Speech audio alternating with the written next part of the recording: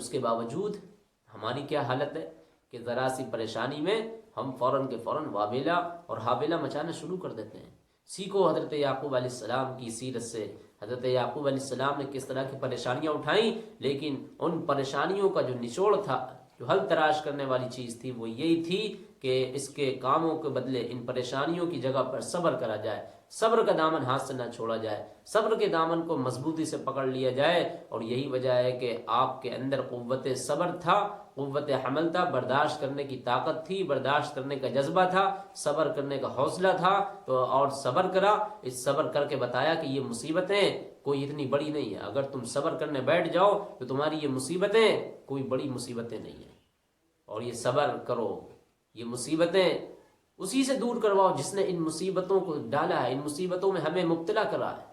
ہم ان لوگوں کو بتا رہے ہوتے ہیں جو نہ مصیبتوں کو ہم سے دور کر سکتے ہوتے ہیں، جو نہ ہماری ان مصیبتوں کو چھڑا سکتے، بلکہ وہ ہمارا الٹا اور مذاق اڑا رہے ہوتے ہیں، تو ہم ان سے اپنی مصیبتیں دور کرواتے ہیں۔ نہیں، اللہ تعالیٰ سے صبر کریں، اللہ تعالیٰ کے صبر، اللہ تعالیٰ کے طلبگار رہیں، اللہ تعالیٰ سے دعا مانگیں۔ اس مصیبتوں کو وہی ہٹائے گا جس نے اس مصیبت کو ڈالا ہے، ان مصیبتوں سے ہمیں وہی نکالے گا، پریشانیوں سے وہی ہمیں نجات دلائے گا جس نے ان پریشانیوں میں مبتلا کرا ہے۔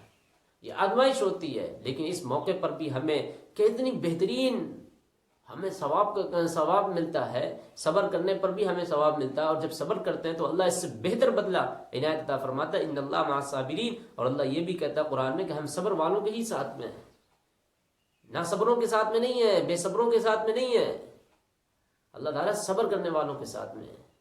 تو دیکھیں حضرت یعقوب علیہ السلام کی سیرت سے جو مختصر سی چیز ملی ہے وہ ہمیں صبر ہے۔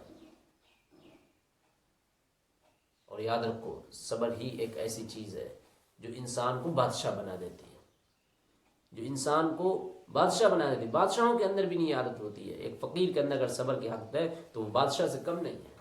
اس لیے صبر کے حوالے سے آپ لوگوں کو پتہ ہوگا، فارسی زبان کے ایک بہت بڑے شاعر گزرے جنہیں شیخ سعدی کے نام سے بھی جانا جاتا ہے، بہت بڑے عالم تھے، انہوں نے بہت سی کتابیں لکھی۔ دو کتابیں ان کی بہت مشہور ہیں، ایک گلستاں اور دوسری بوستاں۔ ایک مرتبہ شیخ سعدی رحمۃ اللہ علیہ کو علم حاصل کرنے کے لیے شیراز سے بغداد کا سفر کرنا پڑا۔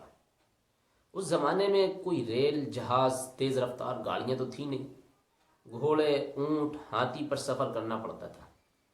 جن کے پاس سواری کے جانور بھی نہ ہوتے تھے وہ بیچارے اس وقت میں پیدل ہی لمبے لمبے سفر کرتے تھے۔ اس زمانے میں اگر کسی کے پاس یہ جانور نہیں ہوتے تھے، گھوڑے، ہاتھی، اور تو وہ پیدل ہی سفر کرتے تھے۔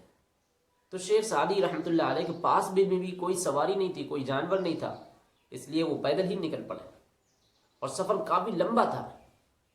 پیدل چلتے چلتے شیخ سعدی رحمۃ اللہ علیہ کا جوتا گھس گھس کر ٹوٹ گیا، لہذا اب جوتے کو ایک طرف پھینکا اور ننگے پاؤں ہی چلنے لگے۔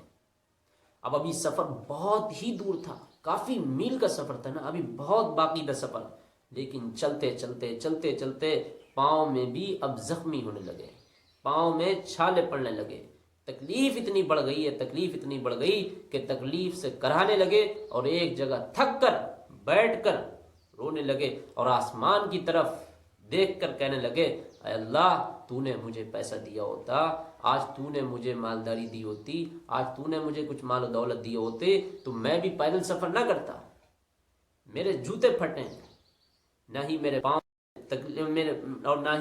میں تکلیف ہوتی۔ آج اگر تو نے مجھے دولت دی ہوتی تو میرے پاس سواری ہوتی، نہ میرے جوتے پھٹتے، نہ میرے پاؤں میں تکلیف ہوتی۔ اچانک آپ کی نظر ایک ایسے شخص پر پڑی ہے جس کے دونوں پاؤں نہیں تھے، جو دونوں پاؤں سے معذور تھا، اور وہ کھڑا بھی نہ ہو سکتا تھا، لیکن پھر بھی وہ اپنے آدھے دھڑ کی مدد سے گھسیٹ کر چل رہا تھا۔ شیخ سعدی نے جب یہ منظر دیکھا تھا تو فوراً اللہ تعالیٰ سے معافی مانگی اور اللہ تعالیٰ کا شکر ادا کیا کہ اللہ، میرے تو ابھی دونوں پاؤں سلامت ہیں، میرے پاس تو ابھی چلنے کی صلاحیت ہے، اور اپنا پھر سفر شروع کر دیا۔ تو دیکھا شیخ سعدی رحمۃ اللہ علیہ کو کس طرح اپنی غلطی کا احساس ہوا۔ ہمیں بھی ہر حال میں اللہ کا شکر ادا کرنا چاہیے، کوئی تکلیف دہ بات پیش آ جائے اسے ہمیں برداشت کرنا چاہیے۔ یہ کیا تھا شیخ سعدی رحمۃ اللہ علیہ کی زبردست ایک واقعہ تھا، درد کے مارے، کراہنے کی وجہ سے، بے چین ہونے کی وجہ سے شکایتیں کرنے لگے، یعنی اب صبر کا پیمانہ ٹوٹنے لگا۔ اور پھر جب دیکھا ہے کہ اس سے بھی کمتر لوگ ہیں دنیا میں، ان کو اللہ نے کیسے صبر دیا ہوا، دیکھا کہ وہ ایک بندہ ہے جس کے پاس دونوں ٹانگیں ہی نہیں ہیں، لیکن وہ چل رہا گھسیٹ گھسیٹ کر، تو اپنی اس غلطی کا انہیں احساس ہوا۔ تو اس لیے عزیزوں ساتھیوں، بتانے کی ضرورت یہ ہے کہ ہمیں ہر وقت صبر کا پیمانہ نہیں چھوڑنا ہے، صبر کا آلہ ہمیں تھامے رکھنا ہے، صبر کا دامن ہمیں ہاتھ سے نہیں جانے دینا ہے۔ اللہ کبھی ہمیں مصیبتیں دیتا ہے، ان مع العسر یسرا، مشکلوں کے بعد ہی آسانی آتی ہے۔